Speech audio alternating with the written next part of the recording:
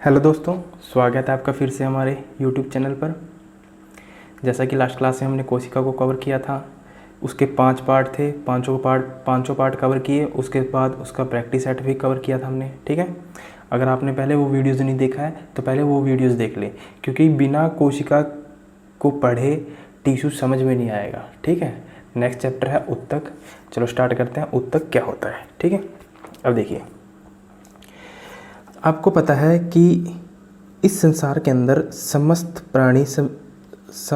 संजीव प्राणी किससे मिलकर बने होते हैं? कोशिका से, ठीक है। समस्त प्राणी किससे मिलकर बने होते हैं? कोशिका से। कोशिका, क्योंकि जो कोशिका है वो क्या है? जीवन की मौलिक इकाई, ठीक है। और इसका क्या मतलब हुआ मौलिक इकाई का?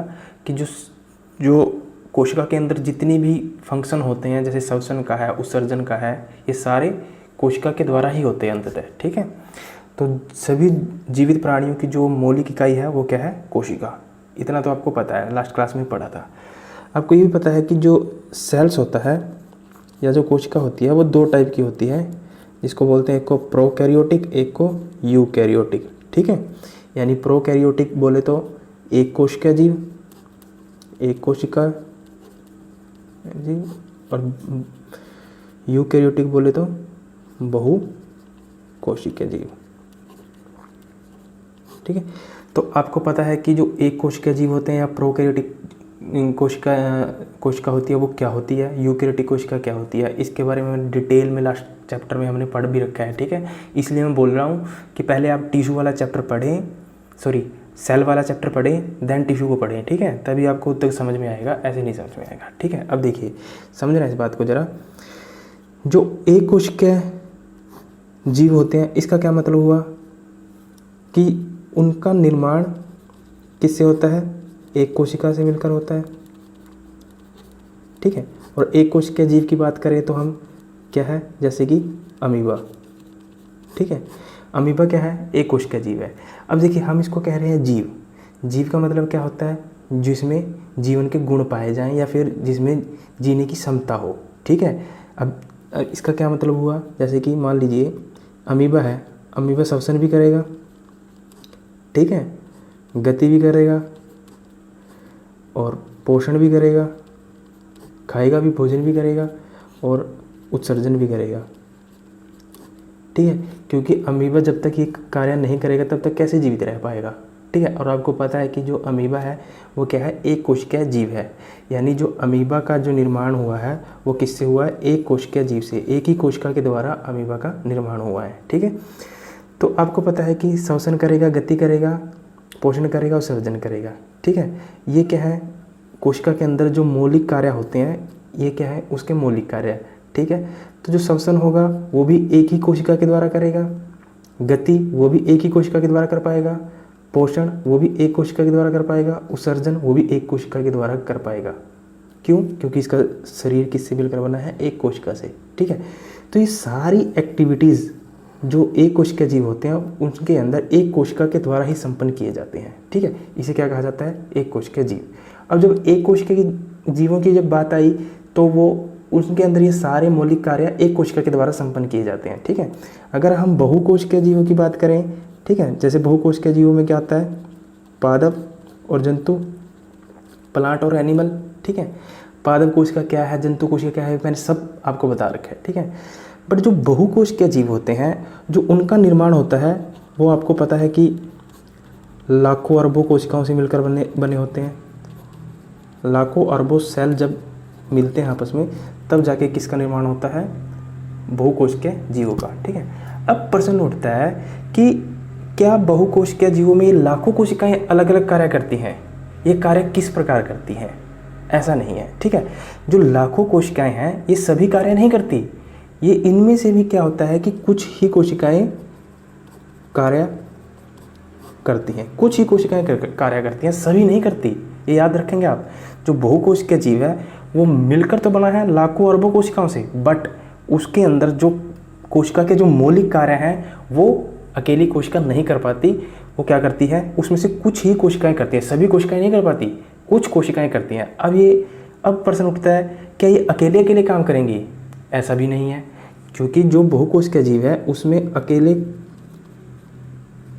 अकेले कोई भी कोशिका काम नहीं कर पाएगी। जैसे एक कोशिका जीव था तो उसमें श्वसन का काम भी एक कोशिका के द्वारा, गति पोषण सब एक कोशिका के द्वारा काम किया जाता था, ठीक है। बट जो बहुकोशिका जीव है उसमें अकेले अकेले कोई कोशिका काम नहीं कर पाएगी। तो अब बहुकोशिका जीव कैसे जीवित रहेंगे? अगर वो अकेले अकेले काम नहीं कर पाती हैं तो जीवित कैसे रहेंगे बहुकोशिका जीव? तो ये काम करती हैं ग्रुप बनाकर, या कहें हम समूह में, ठीक है, एक समूह में काम करती हैं। तो जो बहुकोशिकीय जीव होते हैं वो क्या करती हैं, एक समूह बनाती हैं, उसके बाद हमारे शरीर के या जीवन की सभी मौलिक कार्यों को संपन्न करते हैं। अब देखिए मौलिक कार्य क्या हुए? मौलिक कार्य श्वसन, गति करना, पोषण करना, उत्सर्जन करना, ठीक है। अब देखिए इसका क्या मतलब हुआ कि मौलिक एक ग्रुप बनाकर सभी मौलिक कार्यों को संपन्न करती हैं। इसका क्या मतलब हुआ? देखिए समझना इस बात को जरा, क्योंकि अगर आपको उत्तर सही समझ में आ गया तभी आपको आगे समझ में आएगा, ठीक है। देखिए आपको पता है कि जो हमारा शरीर है वो किससे मिलकर बना है? कोशिका से मिलकर बना है, इतनी बात आपको पता है। अगर मैं अपनी स्किन की बात करूँ, त्वचा, ये क्या है हमारी त्वचा, ठीक है। ये किससे मिलकर बनी है? सेल से मिलकर बनी है, यानी कोशिका से मिलकर बनी है। ये किस कोशिका से मिलकर बनी है? पेशीय कोशिका से। पेशीय कोशिका से। किस सेल से मिलकर बनी है त्वचा? पेशीय कोशिका से। अगर मैं इसके काम की बात करूं तो इसका काम क्या है? बाह्य वातावरण से, यानी एक्सटर्नल एनवायरनमेंट से इसको सुरक्षा प्रदान करना, ठीक है। यानी हमारे शरीर को जो बाह्य वातावरण से जो हमें सुरक्षा प्रदान की जाती है हवा पानी से, वो किसके द्वारा की जाती है? त्वचा के द्वारा। और जो स्किन है वो किससे मिलकर बनी होती है? पेशीय कोशिकाओं से। अगर हम बात करें कि इस पेशीय कोशिका का क्या काम हुआ? एक्सटर्नल एनवायरनमेंट से हमें सुरक्षा प्रदान करना। क्लियर इतनी बात, ठीक है। अब देखिए दूसरा, हम तंत्रिका तंत्र, ये किसके मिलकर बना होता है? तंत्रिका कोशिकाओं से, ठीक है। तंत्रिका तंत्र किससे मिलकर बना होता है? तंत्रिका कोशिकाओं से। इसका क्या काम है?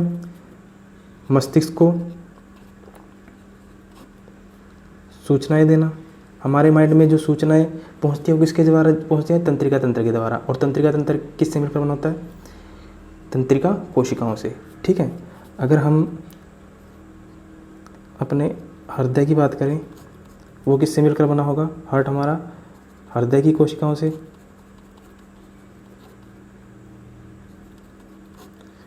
हृदय की कोशिकाओं से। और इसका क्या काम है हृदय का? ब्लड सर्कुलेट करना, ठीक है। अगर हम रक्त की बात करें या ब्लड की बात करें, वो किससे मिलकर बना होता है? रक्त की कोशिकाओं से। इसका क्या काम होता है? ब्लड का क्या काम होता है? CO2 और O2 का परिवहन, मुख्य काम तो यही होता है।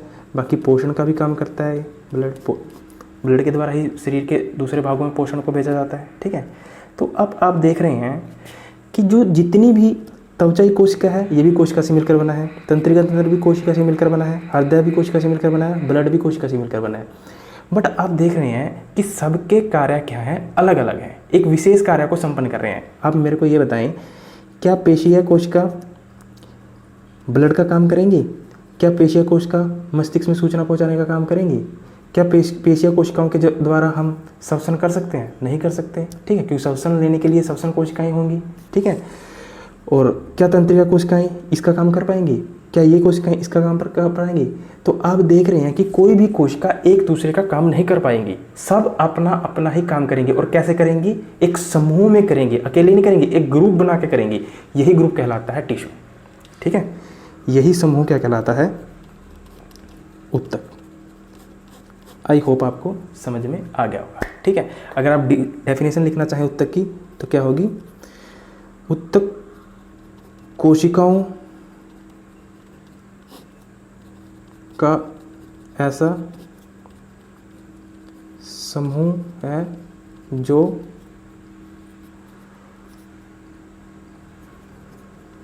विभिन्न अलग अलग कार्यों को करता है, जिनकी उत्पत्ति व संरचना एक ही प्रकार की कोशिकाओं से हो, एक ही प्रकार की सेल से हो, उसको क्या बोला जाता है? उत्तक, ठीक है। इनकी उत्पत्ति और संरचना का क्या मतलब हुआ। अब देखिए पेशीय कोशिका की जो त्वचा की जो कोशिका है, पेशीय कोशिका है, वो इसका काम नहीं करेंगी, उसकी उत्पत्ति त्वचा कोशिकाओं से ही होगी, ठीक है, यानी त्वचा की जो उत्पत्ति होगी वो पेशीय कोशिकाओं से ही होगी, इसकी इससे होगी। तो ये सब अलग अलग एक ग्रुप में काम करती है, यही कहलाता है, यही कोशिकाओं का समूह क्या कहलाता है, उत्तक, ठीक है।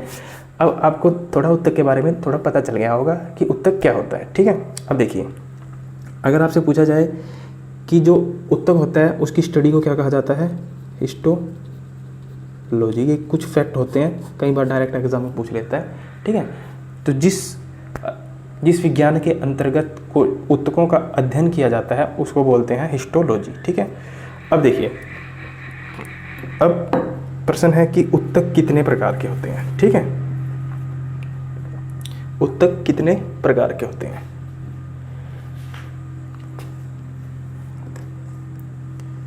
सामान्यतः हम उत्तक को पहले हम बांटते हैं दो टाइप में, एक तो पादप में और एक जंतु में, ठीक है, पादप और जंतु में।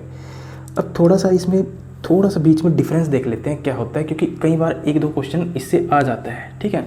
अब प्रश्न उठता है कि क्या पादप के टिश्यूज़ और एनिमल के टिश्यूज़ एक ही तरह के होते हैं, ठीक है, ध्यान से सुनना। क्या पादप के टिश्यूज़ और एनिमल के टिश्यूज़ एक ही प्रकार के उत्तकों से मिलकर बने होते हैं, तो आप कहेंगे नहीं। क्यों? क्योंकि जो पादप के टिश्यूज़ होते हैं उनमें अधिकांश जो उनके टिश्यूज़ हैं वो क्या होते हैं, मृत होते हैं। आप वर्ड पे फोकस मारना, मैंने बात की है अधिकांश की, सभी की नहीं की। अगर क्वेश्चन में सभी आए तो आप गलत कर देना, सभी नहीं, अधिकांश की बात कर रहा हूँ मैं। अधिकांश उत्तक कैसे होते हैं, मृत होते हैं, या फिर बोले मृत कोशिकाएं होती हैं उन उत्तकों की, ठीक है। और जबकि जंतु के जो उत्तक पाए जाते हैं, जंतु मतलब एनिमल में कौन कौन आएगा, मनुष्य भी आएगा, जानवर भी आएंगे, ठीक है। तो जंतु के जो अधिकांश उत्तक हैं वो क्या है, जीवित पाए जाते हैं, ठीक है। अधिकांश उत्तक कैसे पाए जाते हैं, जीवित। अब देखिए और क्या डिफरेंस हो सकता है। देखिए जो पादप उत्तक होते हैं या प्लांट होते हैं उनमें विकास और वृद्धि की क्षमता कुछ सीमित क्षेत्रों में ही होती है, ठीक है। अगर बात करें हम कि जो पादप होते हैं उनमें विकास व वृद्धि की क्षमता कुछ सीमित क्षेत्रों में होती है। इसका क्या मतलब हुआ मैं अभी बताऊंगा आपको। सीमित एरियाज़ या क्षेत्र में होती है, जबकि यहाँ ऐसा नहीं होता, ठीक है। क्योंकि जो जंतु उत्तक हैं उनमें जो विकास या फिर वृद्धि होती है वो सभी जगह समान रूप से होती है, सभी जगह सभी क्षेत्रों में और समान रूप से होती है, ठीक है। इसका क्या मतलब हुआ मैं आपको बताता हूँ। देखिए ये तो आपने प्रैक्टिकल एक देखा भी होगा अपने घर पे। अगर हम पादप की बात करें, पादप उत्तकों की, कि इसका विकास व वृद्धि की क्षमता कुछ सीमित क्षेत्रों में ही होती है। जैसे मान लीजिए ये एक प्लांट है, पादप का मतलब होता है पौधे, मान लीजिए एक प्लांट है, ठीक है। आप क्या करें कि यहाँ पर इसके बीच में यहाँ भाग वाले पे यहाँ पे एक कील गाड़ दें, ठीक है, एक कील गाड़ दें और इस कील को 5 या 10 साल बाद देखें, 5 साल बाद देखें। 5 साल बाद देखने के बाद भी आपको ये कील वहीं दिखाई देगी, जबकि जो पौधा होगा 5 साल के बाद बड़ा हो जाएगा, इससे बड़ा हो जाएगा, बट वो कील आपको वहीं दिखाई देगी। तो इससे क्या निष्कर्ष निकला, इससे ये निष्कर्ष निकला कि जो प्लांट होते हैं उनमें जो वृद्धि और विकास होती है उसके कुछ सीमित क्षेत्रों में ही होती है, ठीक है। और ऐसा क्यों होता है कि वहाँ जो वृद्धि या विकास वाले टिश्यूज़ पाए जाते हैं, क्योंकि पौधे में जो वृद्धि और विकास होती है वो निरंतर तो होती है पर सीमित क्षेत्रों में होती है, जबकि प्लांट में क्या होता है, एनिमल में क्या होता है कि जो विकास और वृद्धि होती है वो उसके सभी एरियाज़ में होती है, ठीक है। अब जंतु का एग्जाम्पल लें हम, जैसे मान लीजिए कोई जब बच्चा होता है, जब बच्चा जन्म लेता है तो वो बिल्कुल ही छोटा होता है, उसके छोटे छोटे हाथ होते हैं और छोटे छोटे पैर होते हैं, छोटे छोटे हाथ होते हैं, छोटे छोटे पैर होते हैं। पर जब समय के बाद, जैसे मान लीजिए 10 साल के बाद आप देखेंगे उसके हाथ भी बड़े हो गए, पैर भी बड़े हो गए, ठीक है, सर भी बड़ा हो गया, उसकी त्वचा भी, शरीर भी उसका बड़ा हो जाता है, ठीक है। तो आप देख रहे हैं कि जो जंतु है उसमें जो वृद्धि हो रही है उसकी हर अंग में हो रही है, हर शरीर में हो रही है, ठीक है, हर जगह हो रही है। तो यही कहलाता है जंतु उत्तक। ये इसमें एक बेसिक बहुत इंपॉर्टेंट डिफरेंस है, ठीक है। तो याद रखेंगे जो प्लांट होता है उसमें वृद्धि एक सीमित क्षेत्र में होती है, ठीक है। तो ये है उत्तक का ओवरव्यू। अब हम पढ़ेंगे उत्तकों के प्रकार, जहाँ से क्वेश्चन आते हैं, बहुत ज़्यादा इंपॉर्टेंट है, ठीक है। देखिए दोस्तों, सब कोशिका का ही खेल है। सेल, अगर जिसको सेल समझ में आ गया तो उसको बायोलॉजी समझ में आ जाएगी, अदरवाइज उसको बायोलॉजी समझ में नहीं आएगी। इसलिए सेल को ही पहले पढ़ें डिटेल में, मैंने डिटेल में पढ़ा रखा है। क्योंकि देखिए, क्योंकि जब कोशिका होती है, कोशिका से मिलकर बनता है उत्तक, उत्तक से मिलकर बनता है अंग, और जब अंग मिलकर होते हैं तो इससे मिलता है तंत्र, जैसे श्वसन तंत्र, तंत्रिका तंत्र, ठीक है। ये किससे मिलकर बनते हैं? अंगों से, ठीक है। और अंग किससे मिलकर अंग किसके मिलकर बने होते हैं? उत्तक से। और उत्तक किससे मिलकर बने होते हैं? कोशिकाओं से। और कोशिका क्या है? जीवन की मौलिक इकाई, ठीक है। इस वजह से कोशिका बहुत ज़्यादा इंपॉर्टेंट है, ठीक है। अब देखिए उत्तकों के प्रकार हम, कि उत्तक के कितने टाइप हैं।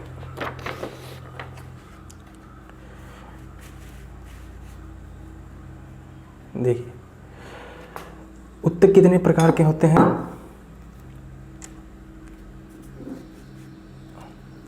अब ठीक है, देखिए यह है टिश्यू। टिश्यू क्या है इसके बारे में डिटेल में पढ़ा हमने, ठीक है। अब उत्तक दो टाइप के होते हैं, प्लांट और एनिमल, ठीक है। एनिमल में तो मनुष्य भी आ जाएगा और जंतु भी एनिमल में, और सारे जीव, कीड़े मकोड़े सब एनिमल में ही आता है, ठीक है। और प्लांट में हर टाइप के घास, पौधे, झाड़ियाँ सब किस में आएंगी? पादप में, ठीक है। ध्यान से देना, उत्तकों को हम दो रूप में पहले वर्गीकृत करते हैं, दो टाइप में वर्गीकृत करते हैं। पहला है पादप, दूसरा है जंतु, ठीक है। इतना क्लियर। आगे हम प्लांट टिश्यू को दो आधारों में बांटते हैं। एक होता है विभज्योतक, जिसको बोलते हैं मेरिस्मेटिक टिश्यू। मैं इस विभज्योतक को मेरिस्मेटिक बोलूँगा क्योंकि इसको हिंदी में बोलना थोड़ा मुश्किल है, ठीक है। तो आप भी कोशिश करें कि इसको मेरिस्मेटिक ही बोलें, ठीक है। वैसे माइंड में रखें हिंदी मीडियम वाले कि विभज्योतक होता है, ठीक है। आगे है मेरिस्मेटिक टिश्यूज़ और स्थायी उत्तक, जिसको बोलते हैं परमानेंट टिश्यू, ठीक है। यानी पादप उत्तकों को किसमें, कितने भागों में बांटा गया? दो भागों में। आगे कौन कौन से? विभज्योतक उत्तक यानी मेरिस्मेटिक टिश्यू और परमानेंट टिश्यू, ठीक है। अब जो मेरिस्मेटिक टिश्यूज है उनको तीन भागों में बांटा गया। एपिकल टिश्यू, जिसको बोलते हैं शीर्षत उत्तक, ठीक है। एपिकल के साथ आप मेरिस्मेटिक टिश्यू भी लगा ले, क्यों? क्योंकि किसका भाग है? मेरिस्मेटिक का ही क्या है? भाग है, ठीक है। उसके बाद है इंटरकैलरी मेरिस्मेटिक टिश्यूज, ठीक है। उसके बाद है लेटरल पार्श्व, लेटरल मेरिस्मेटिक टिश्यूज, ये किसके भाग हैं? मेरिस्मेटिक टिश्यूज के, ठीक है। उसके बाद जो स्थायी उत्तक है उसको भी कितने भागों में बांटा गया है? दो भागों में। तो आप देख रहे हैं सिंपल परमानेंट टिश्यू, जिसको बोलते हैं सरल स्थायी उत्तक, ठीक है। उसके बाद है जटिल स्थायी उत्तक, ठीक है। स्थायी उत्तकों को कितने भागों में बांटा गया है? दो भागों में, सरल स्थायी उत्तक, जटिल स्थायी उत्तक। ये मैप आपके माइंड में होना चाहिए, ठीक है। अगर ये मैप आपके एक बार माइंड में बैठ गया, कुछ क्वेश्चन तो यहीं से सोल्व हो जाएंगे। कैसे, वो मैं आपको बताऊंगा। आगे जो सरल स्थायी उत्तक है वो कितने प्रकार का होता है? तीन प्रकार का, पैरेन्काइमा, काले काइमा और स्क्लेरे काइमा, ठीक है। कितने प्रकार का होता है? तीन प्रकार का, पैरेकाइमा, काले काइमा और स्क्लेरे काइमा, ठीक है। इनके बारे में हम डिटेल पढ़ेंगे। आपको बस, आपको अभी इसको माइंड में बिठाना है, मैप को बिठाना है बस, ठीक है। एक माइंड में मैप सेट हो जाए आपके। आगे पैरेन्काइमा कितने प्रकार का होता है? दो प्रकार का, क्लोरेकाइमा और एरेनकाइमा, ठीक है। देखिए वर्ड थोड़ा मुश्किल लग रहे होंगे देखने में, पर एक दो बार आप वीडियो को देखोगे, नोट्स बनाओगे, नोट्स जरूर बनाए भाई, नोट्स जरूर बनाए, बिना नोट्स के कुछ नहीं हो सकता, ठीक है। और अपने हैंड रिटन नोट्स बनाए। आगे पैरेन्काइमा को दो टाइप में बांटा गया है, क्लोरेकाइमा और एरेनकाइमा, ठीक है। याद हो जाएगा, आराम से हो जाएगा, दिक्कत नहीं लेना, लास्ट में आपको मक्खन लगेगा टॉपिक बिल्कुल। ये तो था सरल उत्तक के बारे में, ठीक है। उसके बाद जो जटिल उत्तक होते हैं वो कितने टाइप के होते हैं? दो टाइप के, जाइलम और फ्लोएम, ठीक है। जाइलम और फ्लोएम। एक होता है जंतु उत्तक, जो हमारे मनुष्य में पाए जाते हैं, जिसको बोलते हैं एपिथीलियम, संयोजी, पेशीय, तंत्रिका उत्तक, ठीक है। इसको हम आज नहीं पढ़ेंगे, इसको हम नेक्स्ट वीडियो में पढ़ेंगे।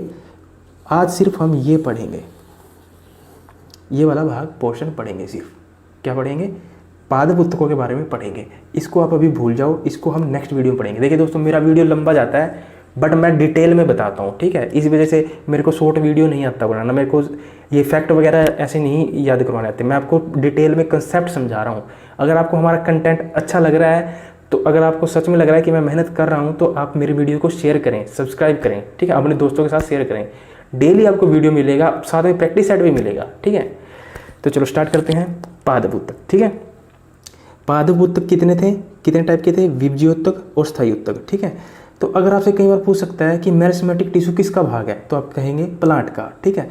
आगे जो विभज्योत्तक मेरिस्मेटिक टिश्यू है वो 3 टाइप के हैं, शीर्षत, अंतर्विष्ट और पार्श्व, ठीक है। तो इनमें से पूछ सकता है कि अंतर्विष्ट किसका भाग है, तो ऑप्शन में होगा मेरिस्मेटिक, तो आप मेरिस्मेटिक टिक करेंगे, अन्यथा पादप करेंगे, क्योंकि है किसका भाग है? पादप का, ठीक है।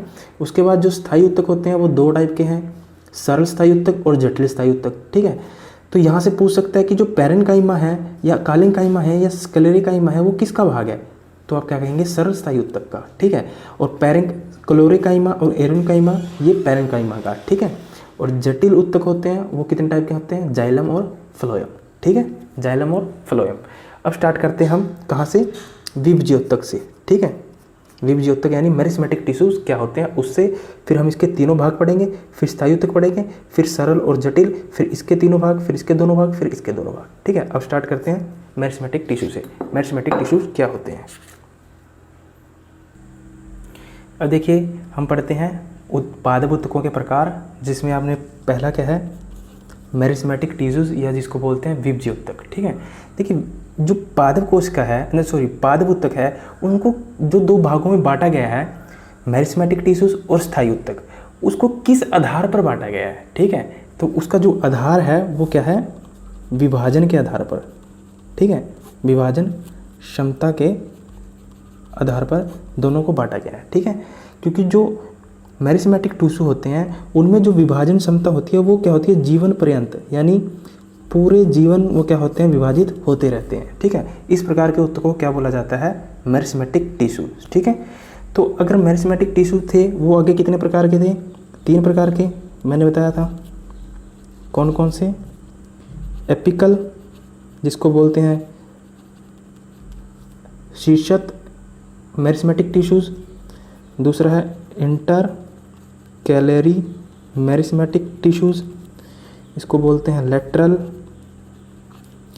मेरिस्मेटिक टिश्यूज, ठीक है। कितने टाइप के होते हैं मेरिस्मेटिक टिश्यूज? 3 टाइप के। अब आपने ये जानना है कि जो मेरिस्मेटिक टिश्यूज है इसमें क्या होता है? विभाजन क्षमता पूरे जीवन पर्यंत होती है, ठीक है। बट ये जो विभाजन क्षमता है पौधे की, प्लांट की, क्योंकि हम प्लांट पढ़ रहे हैं ना, तो पौधे की सभी जगह नहीं पाए जाते। अब आपने देखना है कि जो मेरिस्मेटिक टिश्यूज है उसका स्थान क्या है पौधे में या प्लांट में, ऐसी कौन सी जगह है जहां पर ये मेरिस्मेटिक टिश्यू पाए जाते हैं, ठीक है। क्योंकि ये जानना आपके लिए बहुत इंपॉर्टेंट है, तभी आप पता कर पाएंगे कि ये क्या है और कैसे वृद्धि करता है पौधा, और जो मैंने पीछे कील वाला एग्जाम्पल दिया था वो क्यों दिया था, ठीक है। देखिए, अगर हम बात करें एपिकल मेरिस्मेटिक टिश्यूज की, जिसको बोलते हैं शीर्षत विभज्योत्तक उत्तक, ठीक है। तो ये कहाँ पाया जाता है? ये मूलतः तना और जड़ों के, जैसे नाम से ही आ रहा है, शीर्ष, ठीक है। तो कहाँ पाया जाएगा? शीर्ष के। जो एपिकल मेरिस्मेटिक टिश्यू होगा वो कहाँ पाया जाएगा? तनों और जड़ों के शीर्ष पे, याद रखेंगे, शीर्ष पे, ना कि उसके नीचे नहीं पाए जाएंगे, शीर्ष पे, ठीक है। जैसे मान लीजिए ये कोई पौधा है, ठीक है, और ये इसके टहनियाँ हैं आगे, ठीक है। जो एपिकल मेरिस्मेटिक टिश्यूज होंगे वो कहाँ पाए जाएंगे? इनके शीर्ष पे, तनों के क्या पाएंगे? शीर्ष पे। ये इसका क्या है? आधार या परिधि बोले, ठीक है। और ये क्या है? इसका शीर्ष, यानी यहाँ पाए जाएंगे। समझ में आ रहा है? मैं एक बार दोबारा रिपीट कर देता हूँ, टॉपिक ये थोड़ा कठिन है, इसी वजह से मैं इसको दोबारा रिपीट कर देता हूँ। जो एपिकल टिश्यू होंगे वो प्लांट में किस जगह पाए जाएंगे? तने और जड़ों के शीर्ष में, याद रखेंगे, तनों और जड़ों के शीर्ष में। जैसे मान लीजिए ये जड़ें हैं, ठीक है, तो ये जड़ें का क्या है? परिधि, मतलब सरफेस। और ये क्या है? इसका शीर्ष। जड़ों के जो सबसे बाहरी भाग होगा शीर्ष, वो क्या कहलाएगा? शीर्ष। वहाँ कौन से उत्तक पाए जाते हैं? Apical meristematic tissue. अब ये किस लिए उत्तरदायी होते हैं? इसका मुख्य काम क्या होता है कि जो पौधे में वृद्धि होगी, ठीक है, वो किसकी वजह से होगी? मेरिस्मेटिक टिश्यूज़ की वजह से होगी, ठीक है। पौधे में जो वृद्धि का मुख्य कारण है एपिकल मेरिस्मेटिक टिश्यूज़, और आपको इसकी स्थिति भी पता चल गई कि ये कहाँ पाया जाता है, ठीक है, ये कहाँ पाया जाता है, क्लियर। तो meristematic tissues, apical meristematic tissues कहाँ पाया जाता है? तने और जड़ों के शीर्ष में, और इसका मुख्य काम क्या है? पौधों में वृद्धि करना, ठीक है। अब प्रश्न उठता है कि अगर जो एपिकल मेरिस्मेटिक टिश्यूज़ है इसको काट दिया जाए तो क्या होगा? तो सिंपल सी बात है, पौधे की वृद्धि क्या हो जाएगी? रुक जाएगी।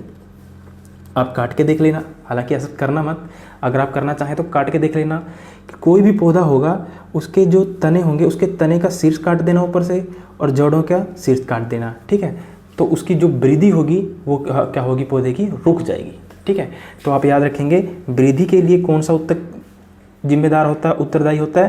तो आप कहेंगे मेरिस्मेटिक टिश्यूज़, और मेरिस्मेटिक टिश्यूज़ में कौन होता है? Apical meristematic tissues. और ये कहाँ पाए जाते हैं? तो आपको पता चल गया, जड़ों और तनों के शीर्ष में, ठीक है। अगला है इंटरकैलरी मेरिस्मेटिक टिश्यू, जिसको बोलते हैं अंतःवृष्ट विभज्योतक उत्तक, ठीक है, मेरिस्मेटिक टिश्यूज़। ये पाए जाते हैं हमारे पत्तियों में, और पत्तियों का तो आपको पता है कैसी होती हैं, ठीक है। ये कहाँ पाए जाते हैं? पत्तियों के आधार के दोनों तरफ, यहाँ दोनों तरफ क्या पाए जाएंगे? अंतर्विष्ट यानी इंटर कैलरी मेरिस्मेटिक टिश्यूज, ठीक है। और जो इसकी कोशिकाएं होती हैं, ध्यान से सुनना, जो इंटर कैलरी मेरिस्मेटिक टिश्यूज होते हैं, जो इनकी कोशिकाएं होती हैं वो बहुत ही क्या होती हैं? एक्टिव होती है, या बोलें क्रियाशील होती हैं। इसका क्या मतलब हुआ क्रियाशील का? क्योंकि आपको पता है कि पत्तियों में ही किसकी क्रिया होती है? फोटोसिंथेसिस। याद रखना, प्रकाश संश्लेषण आगे पढ़ेंगे हम डिटेल में। जो प्रकाश संश्लेषण की क्रिया होती है कहाँ होती है? पत्तियों में ही संपन्न होती है, याद रखना इस बात को। इसी वजह से क्या बोलते हैं कि जो ये इंटर कैलरी मेरिस्मेटिक टिश्यू होते हैं ये पत्तियों में पाए जाते हैं, और ये बहुत ही क्या होता है? क्रियाशील होते हैं। इसमें एक स्पष्ट केंद्रक भी पाया जाता है, ठीक है, और एक पतली सेल वॉल पाई जाती है, कोशिका भित्ति, बट इसमें क्या होता है? रसधानी एब्सेंट होती है, ठीक है। जो इंटर कैलरी मेरिस्मेटिक टिश्यूज हैं उसमें क्या होता है कि जो पत्तियों में पाया जाता है, अगर इसका स्थान देखें तो हम कहाँ पाया जाएगा? पत्तियों में पाया जाएगा, और ये बहुत ही क्रियाशील होता है। और क्रियाशील क्यों कहा हमने? क्योंकि आपको पता है कि जो फोटोसिंथेसिस प्रकाश संश्लेषण की क्रिया होती है वो पत्तियों में ही संपन्न होती है, ठीक है। हालांकि तनों में भी होती है थोड़ी, पर पत्तियों में अधिक मात्रा में होती है। उसमें स्पष्ट केंद्रक पाया जाता है, और जिसकी सेल वॉल है, कोशिका भित्ति है, वो बड़ी पतली होती है, ठीक है। और इसमें रसधानी वैकोज एब्सेंट होते हैं। अब रसधानी क्या है? इसको पढ़ने के लिए आप कोशिका पढ़ें, ठीक है। इसलिए मैं बार बार बोलता हूँ कि कोशिका के बिना बायो नहीं समझ में आ सकती, ठीक है। देखिए अब लेटरल मेरिस्मेटिक टिश्यूज, इसको क्या बोलते हैं? पार्श्व या फिर कैम्बियम,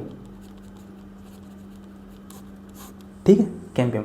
सबसे पहले तो हम देखते हैं कि इसका स्थान कहाँ है, ये पौधे में कहाँ पाया जाएगा।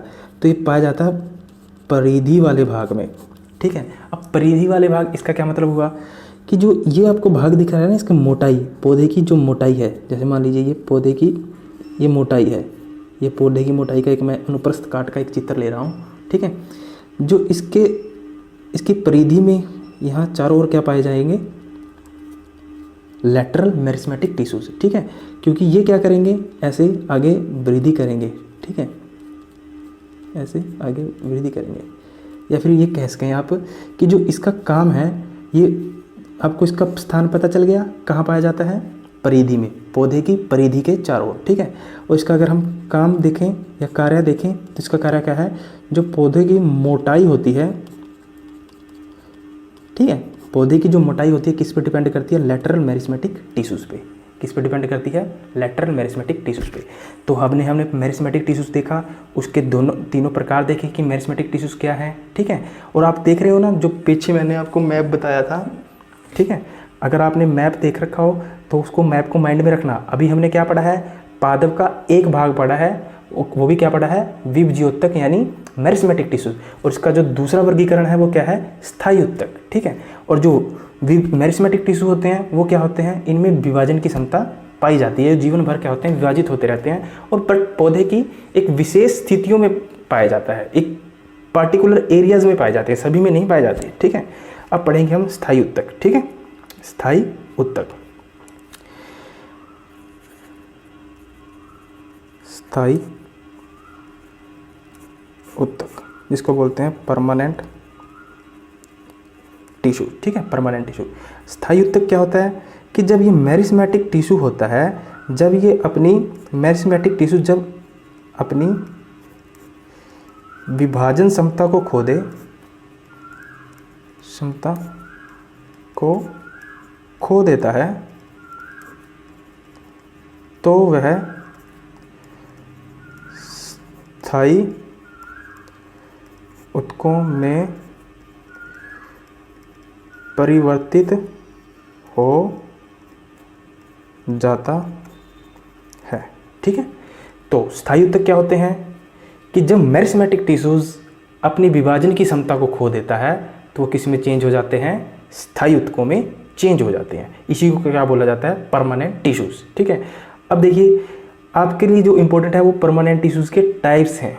कितने टाइप्स होते हैं परमानेंट टिश्यूज के, मैंने आपको बताया था दो, कौन कौन से, एक तो सरल स्थायी उत्तक, दूसरा जटिल स्थायी उत्तक। ठीक है, अब हम पढ़ेंगे सरल स्थायी उत्तक के बारे में डिटेल में। ठीक है,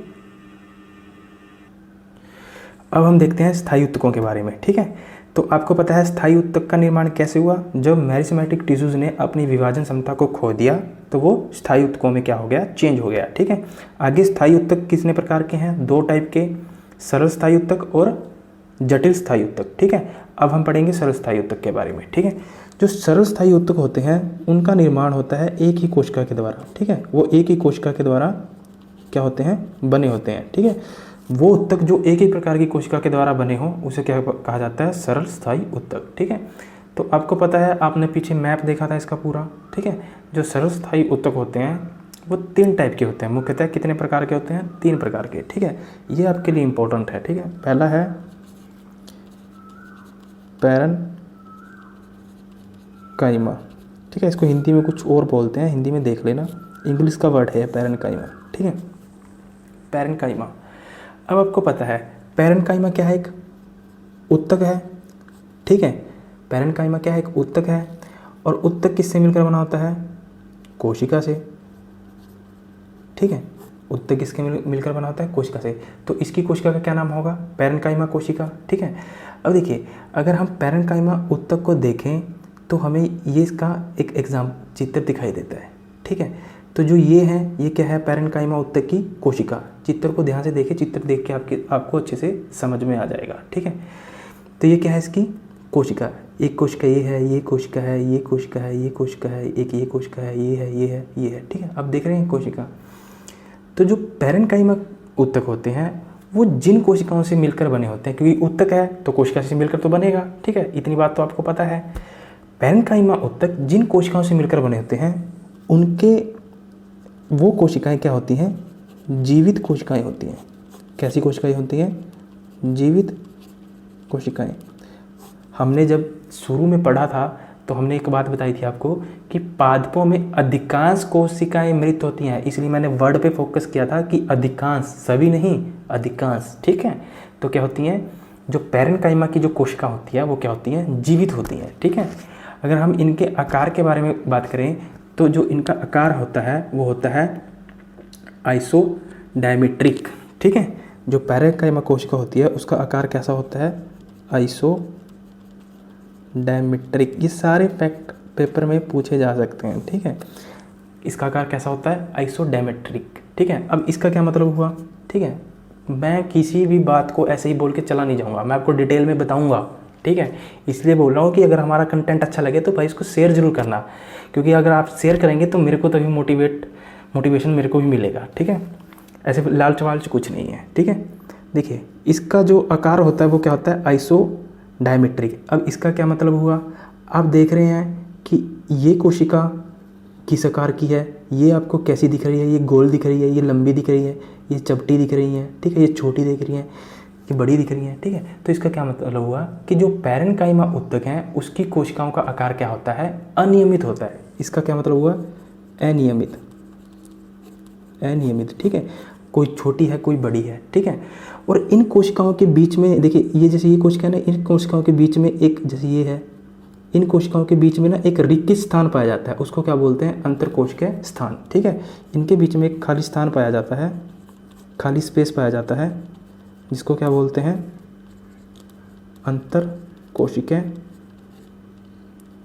अंतरकोशिकीय स्थान, ठीक है। अगर आपसे पूछा जाए कि जो अंतरकोशिकीय स्थान है वो किस ऊतकों में पाया जाता है, तो आप क्या कहेंगे, पैरेन्काइमा। वो कैसे भी पूछ सकता है, कथन में पूछ सकता है, कैसे भी पूछ सकता है, सही गलत में कैसे भी पूछ सकता है, वो उसकी मर्जी है, ठीक है। अब जो इसकी कोशिका है वो क्या है, जीवित है, ठीक है, इतना पता चल गया आपको। और जो इसकी जो कोशिका भित्ति है, अगर हम बात करें, क्योंकि पादप है तो उसमें कोशिका भित्ति भी पाई जाएगी और कोशिका झिल्ली भी पाई जाएगी, ठीक है। जो इसकी सेल वॉल है वो क्या होती है, बहुत पतली होती है, ठीक है।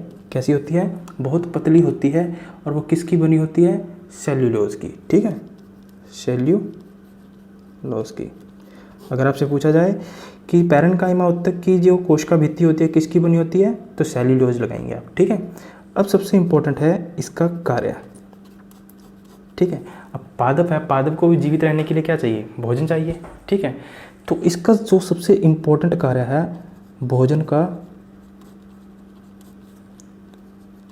भंडारण करना, स्टोरेज करना, ठीक है, ये सबसे इम्पोर्टेंट पॉइंट है इसका, ठीक है। तो अगर आपसे पूछा जाए कि भोजन का भंडारण किस ऊतक के द्वारा किया जाता है, तो आप कहेंगे पैरेन्काइमा ऊतक के द्वारा, ठीक है। तो ये इसका आपको चित्र भी देख लिया आपने, अंतरकोशिकीय स्थान का पता चल गया। इसकी आकृति क्या है, आइसोडायमेट्रिक, इसका क्या मतलब हुआ, अनियमित है, कोई बड़ी है कोई छोटी है, ठीक है। तो आपको तीनों फैक्ट इसके पता चल गए, ठीक है। उसके बाद जो मैंने आपको बताया था कि देखिए कि जो पैरेन्काइमा ऊतक होते हैं वो आगे, जैसे कि ये रहा, मैंने आपको बताया था कि हम सरल स्थायी ऊतक पढ़ रहे हैं, इसको पढ़ रहे हैं ना। जो पैरेन्काइमा ऊतक है, अभी हमने पैरेन्काइमा को पढ़ा, आगे दो टाइप का होता है, क्लोरेकाइमा और एरेन्काइमा, ठीक है। अब देखिए ये देख लेते हैं थोड़े थोड़े। कई बार क्या होता है, जो पैरेन्काइमा ऊतक होता है उसमें क्या पाया जाता है, क्लोरोफिल पाया जाता है, क्लोरोफिल, ठीक है। और क्लोरोफिल पाया जाएगा तो आपको पता है भाई क्या होगा, प्रकाश संश्लेषण की क्रिया होगी,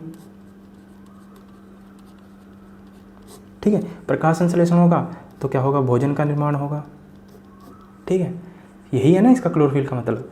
तो कभी कभी क्या होता है, जो पैरेन्काइमा टिश्यूज होते हैं उनमें क्लोरोफिल की मात्रा पाई जाती है, ठीक है। जब क्लोरोफिल की मात्रा पाई जाती है तब इस प्रकार के ऊतकों को क्या कह दिया जाता है, क्लोरेकाइमा, ठीक है। या इसको हरित ऊतक भी कहा जाता है, दोनों नाम याद रखेंगे, ठीक है। तो हरित ऊतक क्या हुआ या क्लोरेकाइमा क्या हुआ कि जब पैरेन्काइमा में क्लोरोफिल की मात्रा पाई जाए तब वो कहलाता है क्लोरेकाइमा, हरित ऊतक, ठीक है। दूसरा इसका प्रकार था एरेन्काइमा, ठीक है। अब देखिए, आपने जो जलीय पौधे देखे होंगे जो जल में पैदा होते हैं, ठीक है। जो जलीय पौधे होते हैं, जो उनमें जो टिश्यूज पाए जाते हैं, टिश्यूज का मतलब जो उनमें क्या पाया जाएगा, पैरेन्काइमा पाया जाएगा। पैरेन्काइमा जो ऊतक पाया जाता है उनके बीच में क्या होता है, कैविटीज़ होती हैं, यानी गुहिका बोलते हैं जिसको, कैविटीज़ होती हैं। और उन कैविटीज़ में क्या होता है, हवा भरी रहती है, ठीक है। दोबारा मैं रिपीट कर देता हूँ। जो जलीय पौधे होते हैं, जो जलीय पौधों में जो पैरेन्काइमा टिश्यू पाया जाता है उनके मध्य क्या होती है, उनके बीच में कैविटीज़ पाई जाती हैं छोटी छोटी, और उन कैविटीज़ में क्या होती है, हवा भरी रहती है। अब हवा भरी रहती है उन कैविटीज़ में, तो वो क्या करता है, इसको एक उत्प्लावन बल प्रदान करता है, जिसकी वजह से क्या होता है, वो जलीय पौधे तैरते हैं, ठीक है, पानी में तैरते हैं। तभी इसका नाम क्या पड़ा, एरेनोकाइमा टिश्यूज या एरेनोकाइमा ऊतक, ठीक है। तो एरेनोकाइमा ऊतक क्या होता है, जो जलीय पौधे होते हैं, जो उनके पैरेन्काइमा टिश्यूज होते हैं, उनमें क्या पाया जाता है, उनके बीच में एक गुहिका खाली स्थान पाया जाता है, जिसमें क्या होती है, हवा भरी होती है।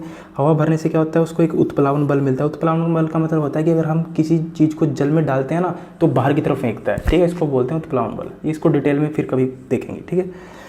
तो उत्प्लावन बल की वजह से क्या होता है, वो तैरते हैं, ठीक है। तो इस टाइप के उत्तक को क्या कहा जाता है, एरेनकाइमा उत्तक, ठीक है। तो अब आपको क्लियर हो गया होगा कि पैरेनकाइमा उत्तक क्या होता है और क्लोरेकाइमा क्या होता है, एरेनोकाइमा क्या होता है। अब सरल स्थायी उत्तक का जो दूसरा टाइप है वो पढ़ते हैं, उसका नाम है काले काइमा, ठीक है, काले काइमा। अब देखिए, अगर उसका आप एक थोड़ा सा देखना चाहें चित्र को, ठीक है, अगर आप थोड़ा सा चित्र को देखना चाहें काले काइमा के, तो ये है उसका चित्र, ठीक है। ये है काले काइमा का उत्तक। अभी हमने क्या पढ़ा, इसको पढ़ा, ठीक है। तो ये है काले काइमा उत्तक की कोशिका का चित्र है, ठीक है, क्योंकि कोशिकाओं का समूह ही क्या बनाता है, उत्तक को बनाता है, ठीक है।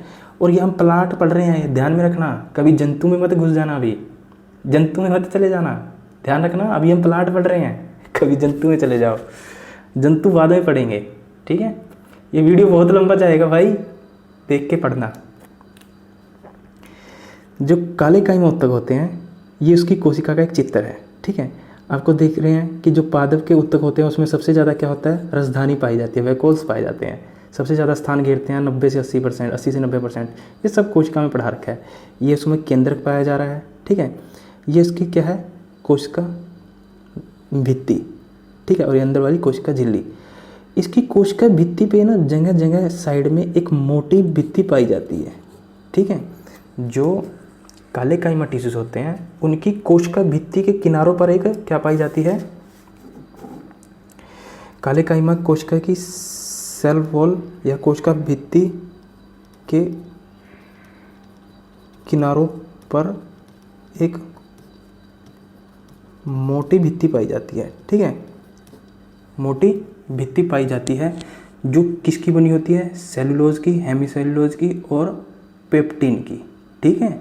हेमीसेलुलोज जो मोटी भित्ति होती है किसकी बनी होती है, सेल्यूलोज, हेमीसेल्यूलोज और पेप्टिन, ठीक है। दोनों याद रखेंगे तीनों, कि जो काले काइमा होती है, जो उसकी कोशिका भित्ति है, ठीक है, तो उसकी कोशिका भित्ति के किनारों पर एक मोटी संरचना पाई जाती है, जो किस चीज़ की बनी होती है, सेल्यूलोज, हेमीसेल्यूलोज और पेप्टिन की बनी होती है। अब इसका क्या काम है आगे पढ़ेंगे हम, ठीक है। अब देखिए, इसके बीच में आपको कोई अंतर कोशिकीय स्थान पाया जा रहा है, जैसे इसके बीच में अंतर कोशिकीय स्थान पाया गया था, बीच में जो खाली स्पेस पाया जाता है कोशिकाओं के, उसको बोलते हैं अंतर कोशिकीय स्थान, ठीक है। उसमें क्या होता है, प्रोटोप्लाज्म जाकर भर जाता है, उसके बाद उसका आगे पढ़ेंगे हम क्या होता है। तो आप देख रहे हैं इसके बीच में कोई ऐसा स्थान पाया जा रहा है, अंतर कोशिकीय स्थान पाया जा रहा है, ठीक है। तो आपको दिखाई दे रहा है चित्र से बिल्कुल कि इसके बीच में अंतर कोशिकीय स्थान नहीं पाया जाता, ठीक है। तो अंतर कोशिकीय स्थान इसमें क्या होता है, अनुपस्थित होता है, नहीं पाया जाता, ठीक है। अगर हम इसके आकार की बात करें, ठीक है, अगर हम इसके आकार की बात करें तो आकार इसका क्या होता है, ये गोलाकार भी हो सकती हैं, ठीक है, और अंडाकार भी हो सकती हैं और षटकोणीय भी हो सकती हैं, षटभुजाओं के आकार की, ठीक है। ये तीनों आकार में पाई जा सकती हैं, गोलाकार भी, अंडाकार भी और षटकोणीय आकार भी, ठीक है।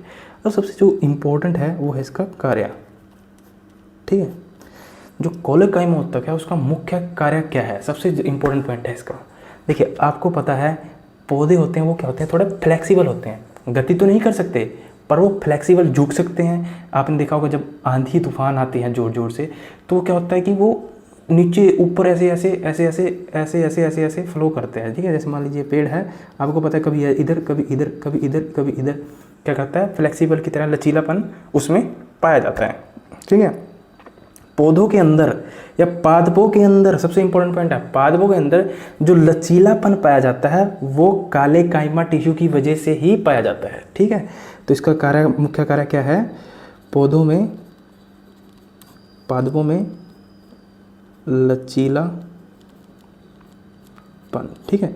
जो पौधों में फ्लेक्सिबिलिटी पाई जाती है जिसकी वजह से वो थोड़ी बहुत गति कर पाते हैं, तो वो किसकी वजह से पाया जाता है, काले काइमा की वजह से ही पाया जाता है, ठीक है। और थोड़ा बहुत ये क्या करता है, इसको यांत्रिक सहायता भी प्रदान करता है, कुछ हद तक यांत्रिक सहायता सहायता प्रदान करता है। इसका क्या मतलब हुआ? यांत्रिक सहायता का मतलब उसको जकड़ के रखता है, कहीं भाग नहीं देता, टूटने नहीं देता, ठीक है। ये हो गया कालेकाइमा, ठीक है। अब देखते हैं हम इसका जो अगला भाग है वो है स्क्लेरेकाइमा, ठीक है। सरल उत्तक का, सरल स्थायी उत्तक का जो तीसरा भाग है वो क्या है? स्क्लेरेकाइमा उत्तक, ठीक है। इसके बारे में पढ़ते हैं, ठीक है। तो देखिए स्क्लेरेकाइमा उत्तक क्या होता है। ये इसका उत्तक का स्थान है, ये उत्तक का चित्र है। स्क्लेरेकाइमा उत्तक की किसका? कोशिका का, सेल का चित्र है, ठीक है। तो अब देख रहे हैं ये गोलाकार है, तो ये किस आकार में पाया जा रहा है? सिलेंडर के आकार में। सिलेंडर ऐसा ही होता है ना, सिलेंडर के आकार में पाया जा रहा है। देखिए ये इसका केंद्रक है और राजधानी सबसे ज़्यादा स्थान घेरती है, राजधानी है। और ये इसका, इसके बीच में क्या होता है? अंतरकोशिका स्थान पाया जाता है, ठीक है। आप याद रखेंगे जो अंतरकोशिका स्थान है वो दो उत्तकों में पाया जाता है, पैरेन्काइमा और स्क्लेरेकाइमा में, ठीक है। बट उसमें नहीं पाया जाता, किसमें? कालेकाइमा में नहीं पाया जाता, ठीक है। और जो इसके कोने पर जो इसकी सेल वॉल होती है वो क्या होती है? मोटी होती है, ठीक है। तो अगर हम इसके बारे में लिखना चाहें, जो इम्पोर्टेंट पॉइंट है वो क्या है कि जो स्क्लेरेकाइमा है उसका जो आकार है वो कैसा होता है? सिलेंडरकार, ठीक है। सिलेंडर के आकार के जैसा आकार होता है, ठीक है। और जो इसकी जो सेल वॉल है, कोशिका भित्ति है, किनारों पे क्या होती है?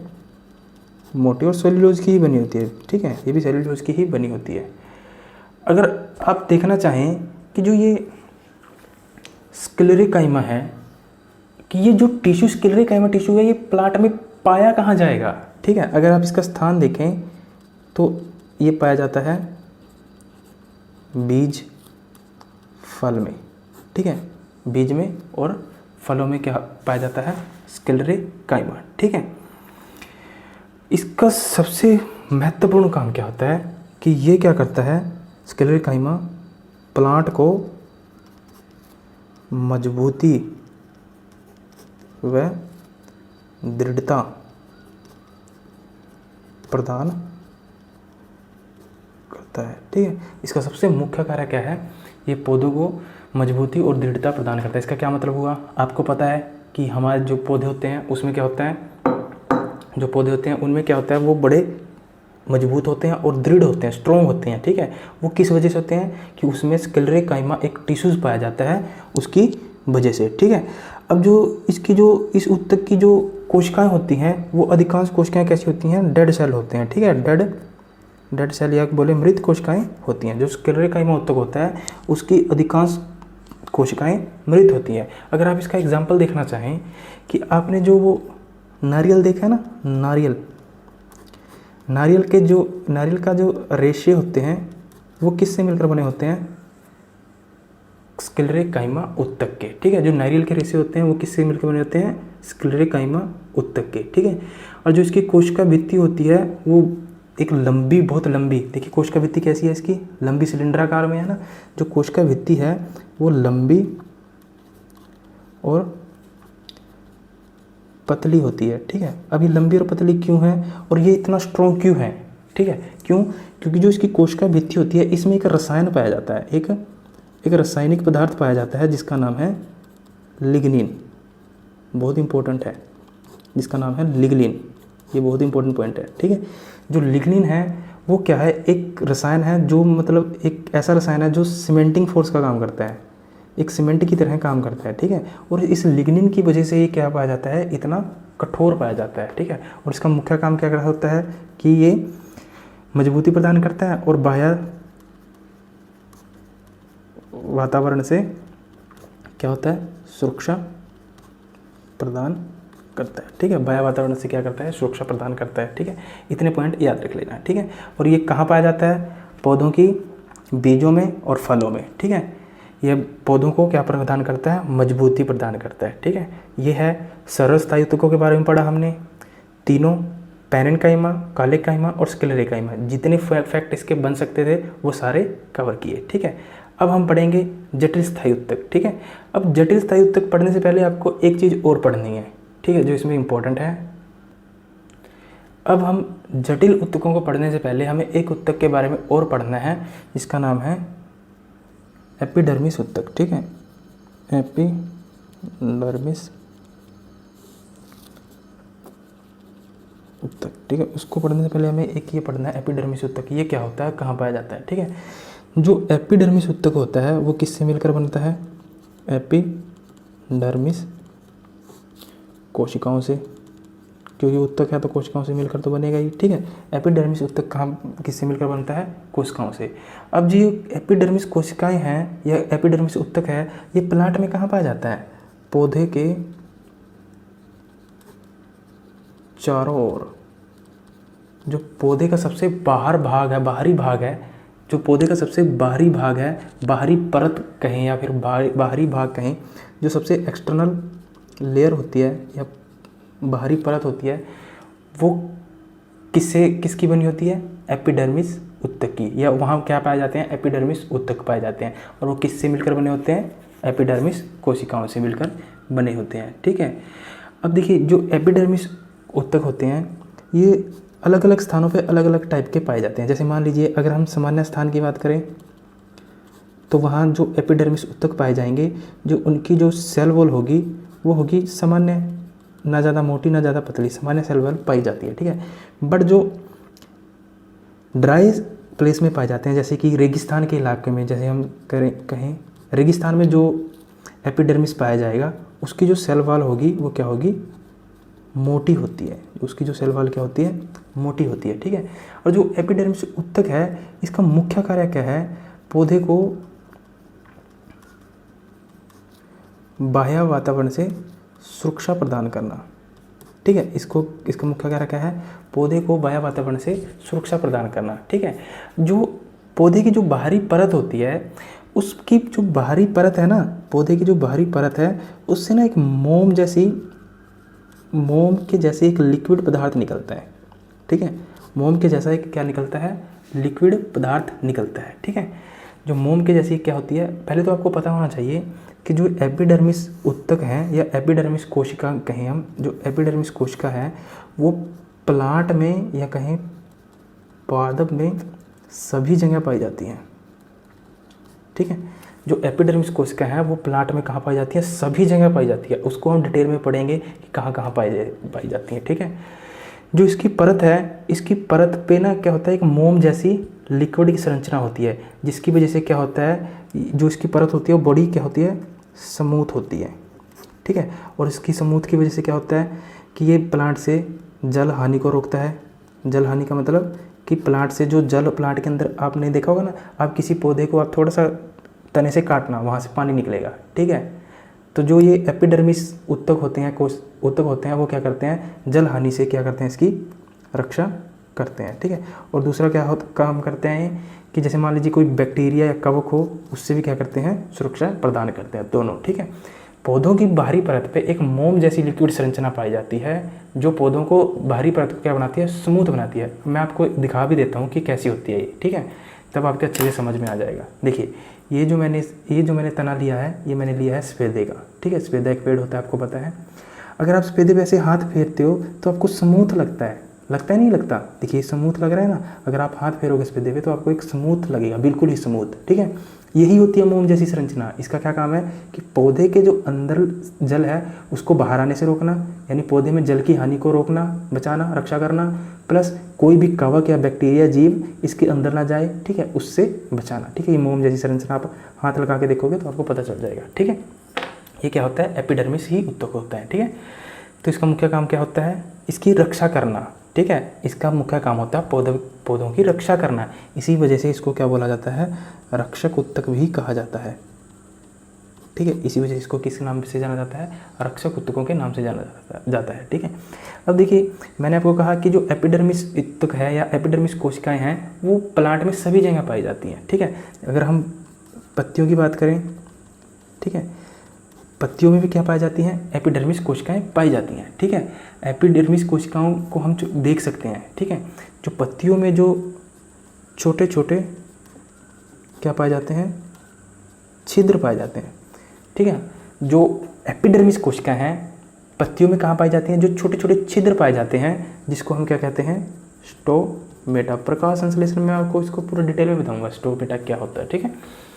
तो जो पत्तियां होती हैं, पत्तियों में क्या होता है, छोटे छोटे छिद्र होते हैं जिनको क्या कहा जाता है, स्टोमेटा कहा जाता है। अब इस स्टोमेटा का क्या काम है, इस स्टोमेटा की वजह से ही क्या होता है, गैसों का क्या होता है, आदान प्रदान।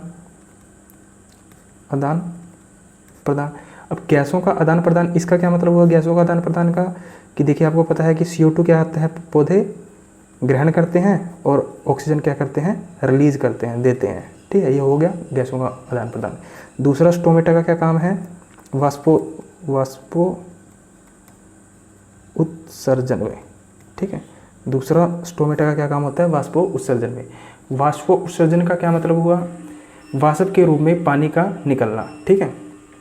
वाष्प के रूप में पानी का निकलना क्या कहलाता है, वाष्पो उत्सर्जन, ठीक है। तो स्टोमेटा के कितने काम होते हैं, 2 काम होते हैं, गैसों का आदान प्रदान करना और वाष्पो उत्सर्जन की प्रक्रिया में भी क्या करता है, ये हेल्प करता है, ठीक है। जो एपिडर्मिस कोशिका हैं वो पत्तियों में भी पाई जाती हैं, और पत्तियों में किस रूप में पाई जाती हैं, स्टोमेटा के रूप में, छोटे छोटे छिद्रों के रूप में, जिसको हम स्टोमेटा कहते हैं, ठीक है।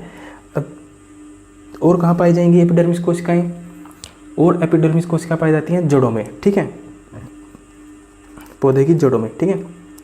आपको पता है ये हमने प्लांट ले लिया, ये इसके जड़ है, ठीक है, आगे ऐसे ऐसे ऐसे फैली होती है, ठीक है। जड़ों की जो एपिडर्मिस कोशिका होती है, आपको पता है जो जड़ों में ना एक बाल के आकार की, बाल की संरचना के आकार की एक बिल्कुल ही बारीक बारीक सूक्ष्म पर्वत निकलते हैं। पर्वत जैसे आपने जड़ें देखी होंगी ना, बिल्कुल बारीक बारीक सी जड़ें निकलती हैं। जो पौधे की जड़ें होती हैं तो उसमें से ना बिल्कुल बारीक बारीक सी ऐसे ऐसे जड़ें निकलती हैं, जिसको बोलते हैं बारीक बारीक पर्वत निकलते हैं, ठीक है। अब इसका क्या काम होता है, ये क्या करते हैं, जल को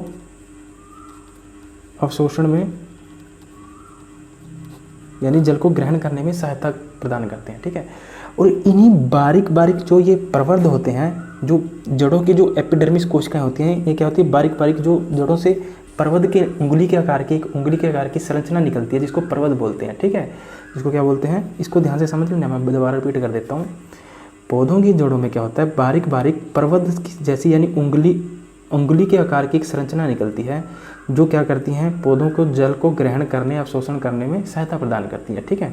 अब देखिए जितने पर्वत होंगे, जितने ज़्यादा पर्वत होंगे, उससे क्या होगा, उतनी ज़्यादा पौधा जल ग्रहण करेगा, ठीक है। तो इससे हम कह सकते हैं कि इन पर्वतों की वजह से क्या होता है, जल अवशोषण का सतह क्षेत्रफल एरियाज क्या हो जाता है, बढ़ जाता है, ठीक है। तो आप याद रखेंगे कि जो जड़ों की एपिडर्मिस कोशिका होती है उसका मुख्य काम होता है जल को ग्रहण करना, और इसके जड़ों से क्या होता है, बारीक बारीक उंगली के आकार के एक पर्वत निकलते हैं, उसको क्या क्या बोलते हैं, वो क्या करता है, जल के अवशोषक सतह का क्षेत्रफल बढ़ा देता है, ठीक है। जैसे मैंने आपको शुरू में बताया था कि जो ड्राई एरियाज होते हैं, जैसे रेगिस्तान, मरुस्थलीय क्षेत्र होते हैं, उनके वहाँ जो पौधे पाए जाते हैं, जो उनकी जो एपिडर्मिस कोशिका पाई जाती है, उनमें एक रसायन पाया जाता है जिसका नाम है क्यूटिन, ठीक है, याद रखेंगे। मैं यहाँ लिख देता हूँ, जो ड्राई आइस में पाए जाते हैं, ड्राई एरिया में पाए जाते हैं, मतलब शुष्क स्थानों या कहीं मरुस्थलीय,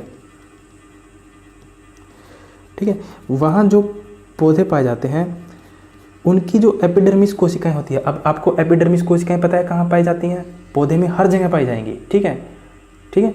तो जो उनकी एपिडर्मिस कोशिकाएं होती हैं, उनमें एक लिक्विड कहीं या एक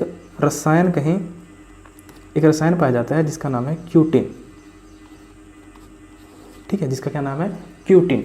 अब इस क्यूटिन का क्या काम होता है, ये एक अवरोध का काम करता है। कैसा अवरोध, जल अवरोध, एक जल अवरोध की भूमिका निभाता है, जैसे कि पौधे से क्या होगा, जल बाहर ना जाए, जल की हानि ना हो, ठीक है। तो ये कहाँ पाया जाता है, मरुस्थलीय पौधों में, ठीक है। मरुस्थलीय पौधों की एपिडर्मिस कोशिकाओं में एक क्यूटिन नाम का रसायन पाया जाता है, और जिसका मुख्य कार्य होता है जल अवरोधक की भूमिका निभाना, ठीक है।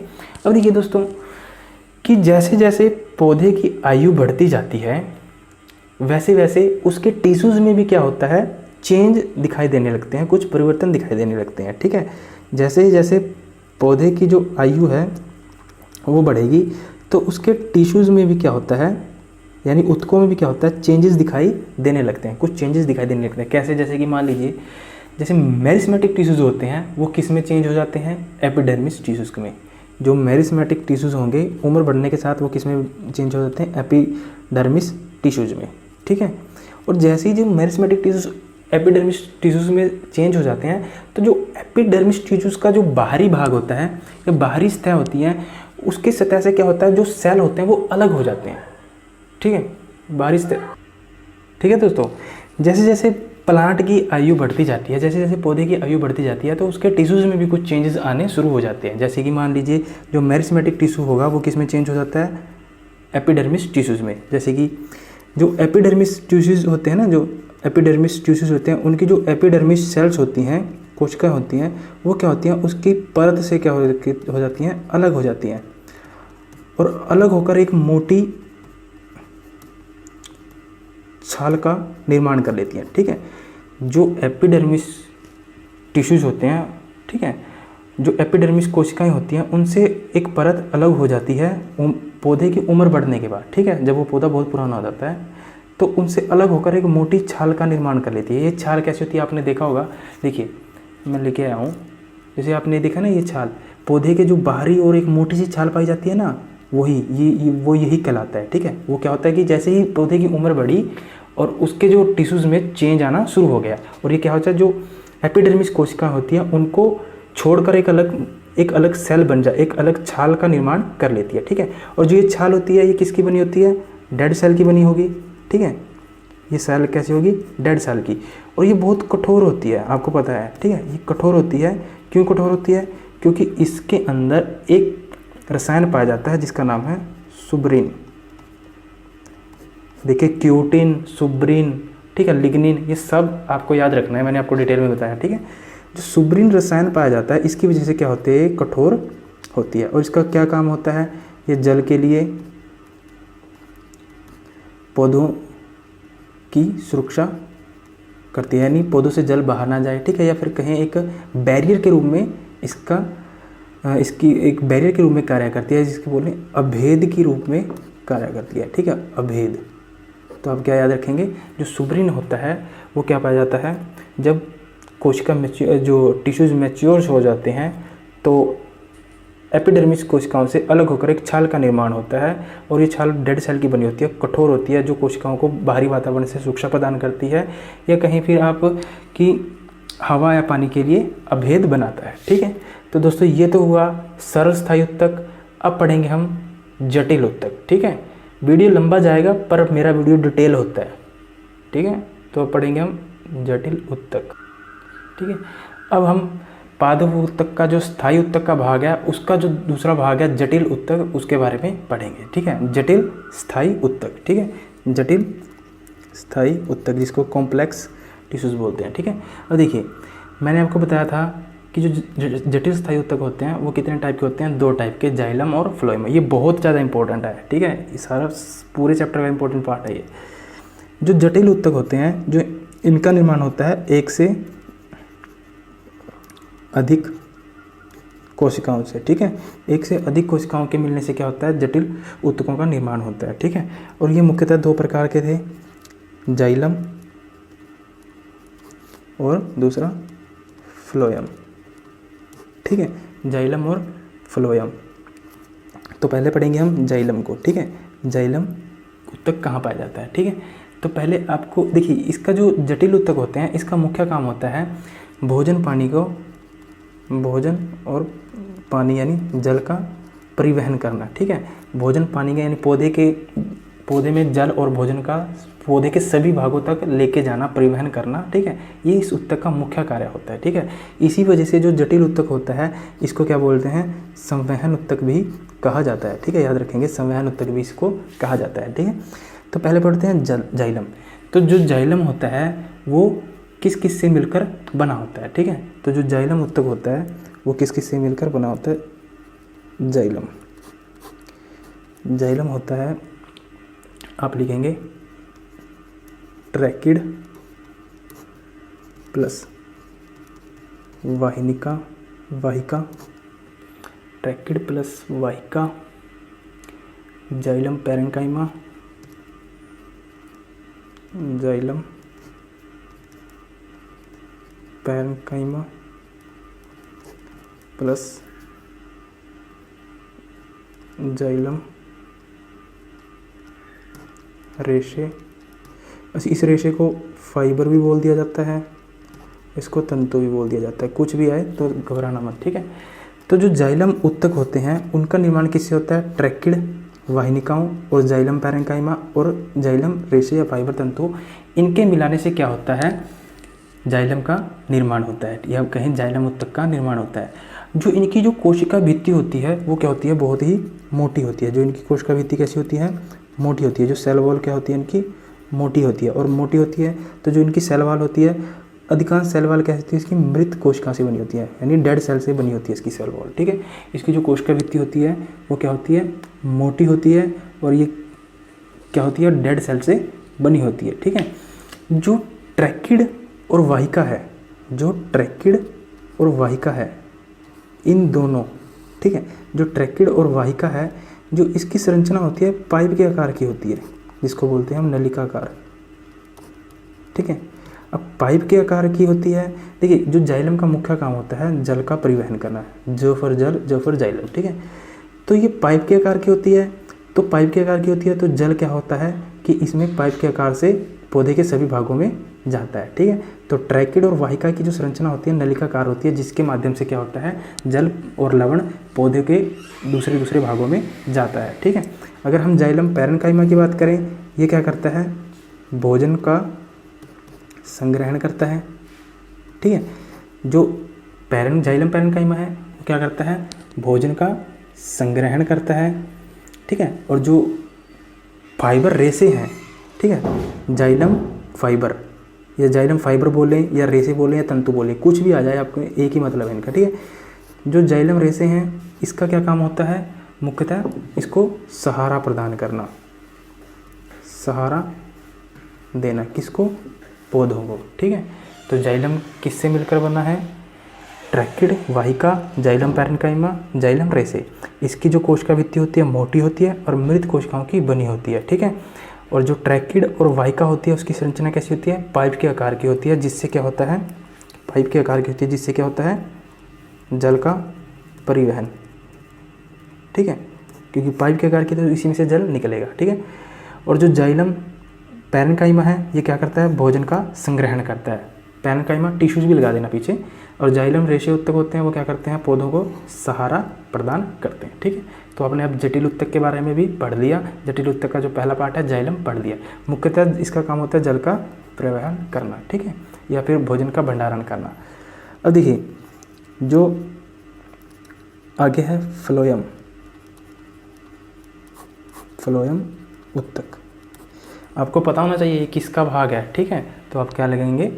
जटिल स्थायी उत्तक, ठीक है। और देखिए, जो फ्लोएम होता है वो 4 प्रकार के अवयवों से मिलकर बना होता है, ठीक है। ये 4 प्रकार के अवयव कौन से हैं? 4 प्रकार के अवयवों से मिलकर बना होता है। एक तो होता है चालनी नलिका, जिसको बोलते हैं स्टीव ट्यूब्स, ठीक है, स्टीव ट्यूब्स, प्लस साथी कोशिकाएं। देखिए, आपको ये संरचनाएं याद रखनी है कि जाइलम किस किस से मिलकर बना होता है, ठीक है। साथी कोशिकाएं plus phloem parenchyma, phloem parenchyma plus phloem रेशे। 2 तो याद हो जाएंगे, जाइलम पैरेन्काइमा, जाइलम रेशे, फ्लोएम पैरेन्काइमा, फ्लोएम रेशे, ठीक है। एक होता है इसमें अलग चालनी नलिका और साथ ही कोशिकाएं, ठीक है, दोनों याद रखना, ठीक है। देखिए, जाइलम का जो मुख्य काम होता है, देखिए फ्लोएम एक्चुअली पूछा जाए कि फ्लोएम कहाँ पाया जाता है, ये पाया जाता है पत्तियों के अंदर, ठीक है। और जो इसका मुख्य काम होता है पत्तियों से भोजन को उठाना और पादपों के सभी भागों में पहुंचाना, ठीक ठीक है।